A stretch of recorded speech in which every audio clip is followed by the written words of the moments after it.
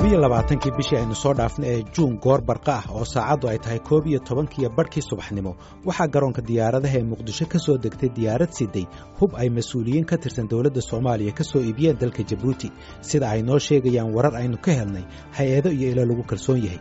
hubkan waxaa siday diyaarad si gaara loo soo kireystay oo ka timid dalka Djibouti waxaana la sheegay in loo leexiyay qayb ka mid ah garoonka diyaaradaha ee Muqdisho oo ay maamulaan ciidamada la dagaalanka argagixisada Soomaaliya ee Alpha Group. waxaa la sheegay in hubkaasi laga dejiyay diyaaradda muddo yar kadibna garoonka ay ka qaadeen baabuur ay leedahay hay'adda nabad sugidda Soomaaliya. hubkan ayaa intiisa badan ka kooban qoryaha AK-47 oo la sheegay tiradoodu inay gaadhayaan 300 oo qori iyo bastoolado iyaguna gaadhaya 300 rasaas iyo qalab kale oo military. warar xogogaal ah oo lagu kalsoon yahay waxay ii sheegeen in hubkan laga soo iibiyey Djibouti qaab suuq madow ah waxaana la ii sheegay in soo iibinta hubkan uu hawsheeda qaabilsanaa taliyaha nabad sugidda ee gobolka Banaadir Saadiq Cumar oo ku magac dheer Saadiq John. hubkan waxaa la ii sheegay in loogu talagalay ciidamada lagu magacaabo ciidamada xasilinta magaalada Muqdisho oo tiradooda lagu qiyaasay ilaa 1500 oo askari kuwaas oo la ii sheegay in maamulkoodu inta badan uu gacanta ugu jiro taliyaha nabad sugidda ee gobolka Banaadir Saadiq John. dawladda Soomaaliya waxaa loo ogol yahay inay soo iibsato hubka noocan ah. golaha ammaanka ee qaramada midoobay ayaa bishii Maarso ee sanadkii 2013 qayb ahaan qaaday cunaqabatayntii saarneyd Soomaaliya waxaana tallaabadaasi dawladda ay u ogolaanaysay inay soo iibsato hubka fudud. hase yeeshee xayiraadda qayb ahaan la qaaday waxaa ku xirneyd shuruud oo ah in dawladda Soomaaliya iyo ciddii kale gacan siinaysaba ay ku wargeliyaan golaha ammaanka ee qaramada midoobay ugu yaraan 5 maalmood ka hor inta aan la keenin hubka. waxaa laga doonayaa oo kale inay golaha ammaanka u gudbiyaan faahfaahinta hubkaasi, tiradiisa, meesha la geeyey iyo dejintiisa. ila xogogaal ah oo la socda nooca cunaqabataynta saaran Soomaaliya waxay ii sheegeen in dawladda Soomaaliya tan Djibouti midkoodna aanay ku wargelin golaha ammaanka ee qaramada midoobay hubkan soo degay 22 bishii Juun. arrintaasina waxaan wax ka weydiiyey Matt Bryden oo ah agaasimaha hay'adda cilmi baarista Sahan Research horeyna madax uga soo noqday guddiga cunaqabataynta Soomaaliya ee Eritrea ee qaramada midoobay. They need only to notify the UN Security Council, I believe 5 days in advance. So there is no restriction as long as those do not include the kinds of heavy weapons, anti-aircraft, anti-tank weapons that are waxa uu yidhi waxay u baahan yihiin in golaha ammaanka ee qaramada midoobay ay ku wargeliyaan 5 maalmood ka hor. ma jirta ayuu yidhi xayiraad saaran hubkaasi yaryar haddii aysan ku jirin hubka culus sida lidka diyaaradaha iyo lidka taangiyada oo mamnuuc ah sida uu dhigayo qaraarka golaha ammaanka ee qaramada midoobay. waxaase waajibka adag ee la socdaa uu yahay ayuu yidhi in dawladdu ay ku wargeliso qaramada midoobay ciidanka helaya hubkaasi sida loo kaydinayo iyo sida loo maamulayo, goobta lagu isticmaalayo, ayna warbixin joogto ah ka bixiso 6 biloodba hal mar. sida ay sheegeen saraakiil xogogaal ah caqabad kale oo ka timid hubkan ayaa ah qaabka looga bixiyey garoonka diyaaradaha ee magaalada Muqdisho iyo goobta lagu xareeyey. saraakiil ka gaabsaday in magacooda la sheego waxay ii sheegeen in aan lala socodsiinin saraakiisha ugu sarreysay laamaha amniga ee dawladda iyo in hubka laga bixiyey garoonka kadibna la geeyey kayd aan hayn kuwii horey loogu yaqaanay dawladda Soomaaliya. caqabad kale oo ka soo baxday hubkan ayaa ah qaabka soo iibinta. waxaa warar lagu kalsoon yahay ay ii sheegeen in hubkan asal ahaan uusan ahayn mid ay lahayd dawladda Djibouti oo ka soo baxay kaydka ciidamada ee dawladdaasi. waxaa wararka xogaalka ay ii sheegeen in hubkan goor hore lagu qabtay badda cas ayna qabteen ciidamada xeebaha ee Djibouti waxaana la aaminsan yahay inuu u socday mucaaradka Xuutiyiinta ee dalka Yemen. hubkaasi waxaa kadib la wareegay laamaha amniga ee Djibouti. wararka qaar ayaa ku doodaya inuusan hubkani ahayn mid sharciyeysan oo weli go'aan ay maxkamadi ka gaadhay. waxaa isweydiin u baahan dokumenti noocee ah ayaa haddaba dawladda Soomaaliya ay ku soo iibsatay hubkan. Matt Bryden waa agaasimaha hay'adda cilmi baarista ee Sahan Research. That is possible. It can be legal. The question is one of due process. International law is somewhat ambiguous on what happens to waxa uu yidhi waa suurtagal oo sharci ayuu noqon karaa laakiin su'aashu waxay tahay mid ku saabsan raacista sharciga caalamiga ah ayuu yidhi si cad uma qeexayo hantida sharci darrada ah ee lagu qabto biyaha caalamka sida hubka iyo daroogada. laakiin mabda'a asaasiga ayaa ah in haddii agab sharci darraha lagu qabto badda in waddanka qabtaa uu go'aan ka gaadho sida loo isticmaalayo iyadoo la sii marayo maxkamadaha waddankaasi. maxkamadaha waddankaasi ayaana go'aan ka gaadhi kara cidda iska leh in la celinayo iyo in loo wareejinayo ama laga iibinayo waddan kale. su'aashu waxay tahay ayuu yidhi haddii ay Djibouti hubkan qabatay inay sharciga u martay oo ay soo marisay maxkamadaheeda iyo waxa sharciga Djibouti uu ka qabo arrintan. waxa kale oo warar dhinaca amniga ah ay sheegeen inuu socdo baaritaan ku saabsan in dadka uu ku socdo hubkan markii laga qabanayo badda cas ay ahaayeen kuwa ay saaran tahay cunaqabataynta dhinaca hubka ee qaramada midoobay oo ku sugan dalka Yemen.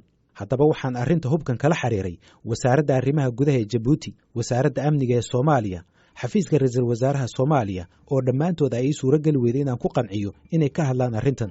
waxa kale oo aan la xiriiray afhayeenka wasaaradda amniga ee Soomaaliya Cabdulcasiis Cali Ibraahim Xildhibaan oo sidoo kalena ah la taliyaha wasaaradda amniga.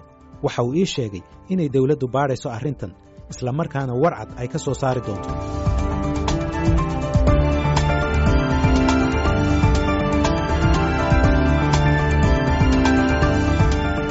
haatanna macluumaad dheeraad ah oo ku saabsan barnaamijkii ugu dambeeyey galka baarista ee baxay 19 bishii Juun ee aynu soo dhaafnay. barnaamijkaasi galka baarista waxaan ku soo qaatay dil bishii Maarso ee sanadkii 1978 loo geystay askar Soomaaliyeed meel u dhow magaalada Garab Case ee duleedka magaalada Jigjiga. barnaamijkaasi waxaan ku waraystay qaar ka mid ah saraakiisha ku sugnayd gobolka Soomaali Galbeed xogna ka hayay dhacdada ama looga warbixiyey.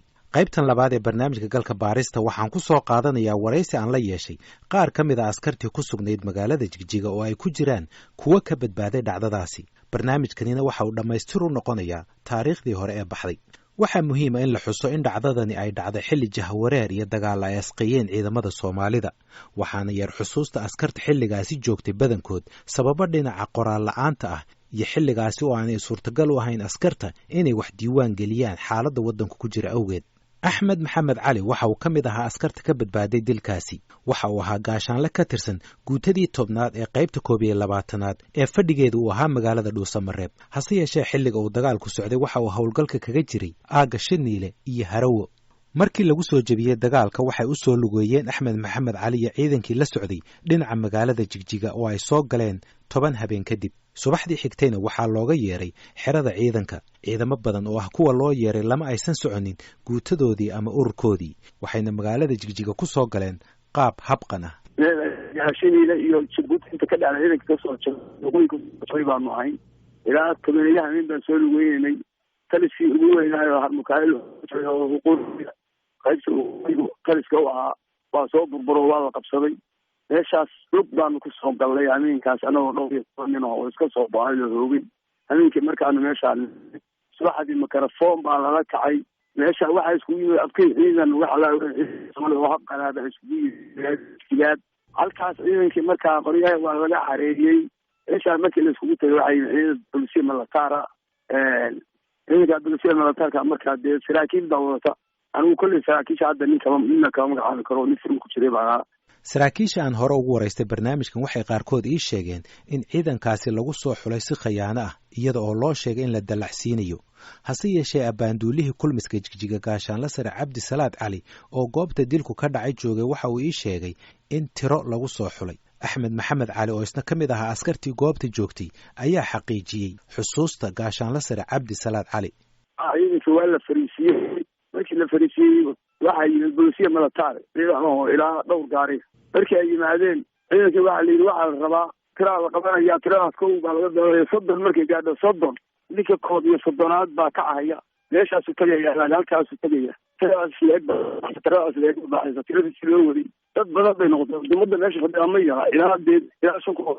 xero birgeer oo ay lahaan jiro birgeer lahaan jiro hore oo xero oo birgeer ayaa la geeyey.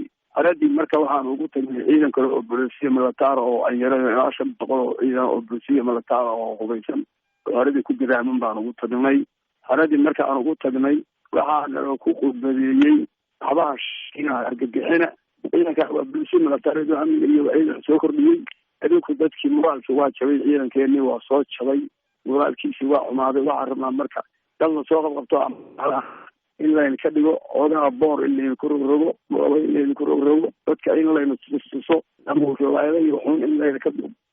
qoladii heegan baa imaanaysa. qoladii baa imaanaysa. dadkaas marka waa layna tusiya xoogaha waa layna xiraya boor baa layna ku roya. waxsaasana ku qudbay ma garan si fiican. xoogaha waa la qabsaday. nimankii aad iyo aad baan uga shakinay. markii dambe buuq baa dhacay oo dee waa la arkay meeshaan in nimankaa il cadaawa ka muuqanayso baa la arkay mugta. intaasi kadib haddaba waxaa loo diyaariyey in la toogto. horjoogihii kooxda toogashaduna waxa uu amray in rasaasta la furo. anigu marka halkaa markay meel soreegan ku jiro ilaa la reesameeyaha waan soo dhawaanay. safka horaan soo galay ashaadan daroomay si fiican baan isku qalbaynay.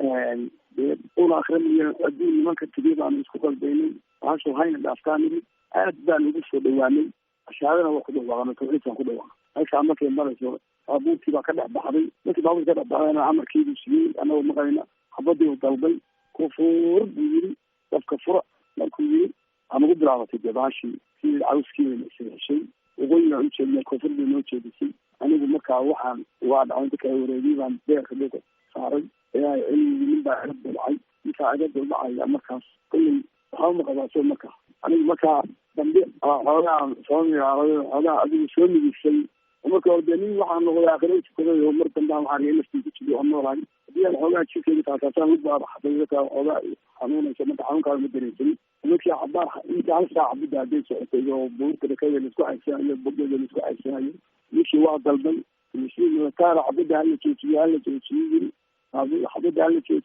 joojiyo baabuurtana hala fuliyo sidii baa lagu joojiyey way fuleen ilaahay baa naga dhaqaajiyay guuxoodii markii ay baxeen oo amba baxeen oo guuxoodii waxooday sii rabsadeen baan ninkiiba waxaa arkay oo neeftii iska baxshay oo inuu meel yahay baa arkay walaal wariya oo xabadii kugu tahay mayi iga kacbaa meeshii markuu iga kacay anigu markaa waxaa arkay anigaan xabad dalb iga tahay baan kolley darteena jibnayn baan maraynaya waa musli hadda wejigiisii weji ahaan iska waa muslimi waa dhahaan ciidanka meeshiisii baan ku warnay ciidanka meeshiisii jooga kuwii ciidanka hor jeeday baabuurtii kuwii hore keliday raaceen baabuurtoodii way raaceen ciidankii yaacayaan soo galay anigu waxay soo galeen raggii aan saaka la jooxaba meesha la saaray yaa raggii iga soo hormaray halkaa ciidankii raggeygii baa kaxeeyey meesha kritiin laga baxshay askartii balow waa karay buuq baa karay geedood baa laata halkaasaa geedood taamihi ka dhacay anigu meel un baa la geliyey nimankaa de waa soo noqonayaan baa layiri gaabtiina kahor way soo noqdeen aniga meel baa laigu qarshay iyada ka hor waa la qarshay gaabtii way soo noqdeen iyo weliba aada u hanjiray oo yiri hadii naari meel qabow male xabadii kaala marray soo galaysa xagga ninka u gudbaana waa xabad oo adalka gaarigii saaxiibadiina saaka layna ka qaaday meesha gaarsiiyin soo cad iyago waxyaalahaas ku hanjiray gaabtii kusoo noqdeen baa layi meeshii hadda aniga de aan sogin oo waawacnaa meel laygu qariyey maalinta uu dilku dhacay habeennimadeedii ayaa askartii taqaanay axmed maxamed cali waxay ku soo dhex qariyeen dhaawac laga keenay lafa ciise waxaana la keenay deegaanka Gadyogol oo koonfur kaga beegan magaalada Hargeysa muddo kadibna waxaa loo soo dhaadhiciyay magaalada Beledweyne ee gobolka Hiiraan hase yeeshee caafimaadka lugtiisa oo sii xumaaday darteed waxaa loo gudbiyey magaalada Muqdisho intaas aan meel maray hal daawa ma qaadan waa dhacday bixiraan galay waa guy waa ka diiday hawr baa keenay xaaldan ay ku xal hawshaas soo dhacday marka askarinimo markiiba kugu dambeysay askarinimo markiiba kugu dambeysay waxaa intaas waxaa dib ugu noqon hadaan inshaaraha hadaan siriha hadaan kasta dib ugu noqon imise qofaad kaga badbaadeen imisaad dhimatay imisaad ku badbaadeen inta kulli anu inta ku sheegayo waa waxaad ka badbaaday marka waxay sheegayeen haninkii niman dhaawac oo qaaday meel geeyey oo qasiin waa sheegayeen oo laba nin ninkaa laakiin aniga aan saarnay waxba ma qabin dadkii kuu orday waxmaqataana kaa weydiy waxmaqataa ma qabin anigu markaa dhaawac gaaray dhinaca kale waxaa faahfaahin laga helayaa qaar ka mid a askarta la laayay abuukar gacal cali waxa uu ahaa isbatoore waxa uu ka mid ahaa guutada 15aad ciidanka uu taliyaha u ahaa maxamuud sheekh dulqaad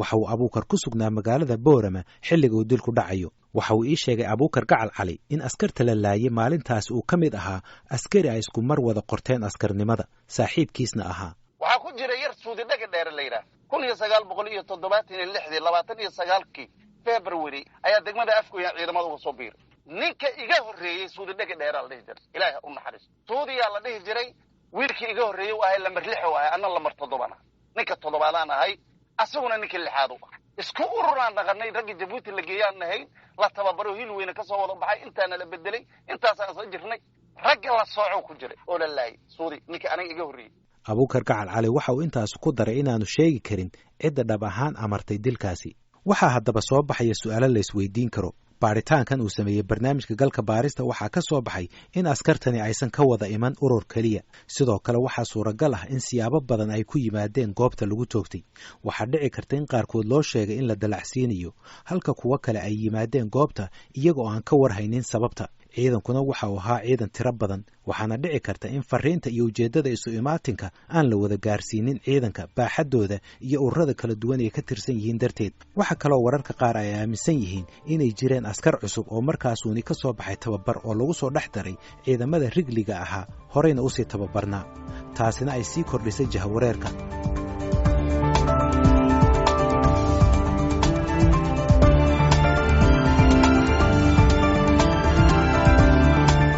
intaasi waxaa ku dhan qaybtii labaad ee barnaamijkii aynu kaga hadlaynay dilkii ugu weynaa ee loo geystay askar Soomaaliyeed 1978 waxaa hubaal ah dhagaystayaal in barnaamijkani aanu ka wada jawaabin dhammaan su'aalaha ku saabsan dhacdadaasi hase yeeshee askartii ka badbaaday dhacdadaasi iyo intii goobjoogga ka ahayd ayaan ka sugaynaa inay dhacdadaasi iyo macluumaadkeeda u qoraan jiilka soo socda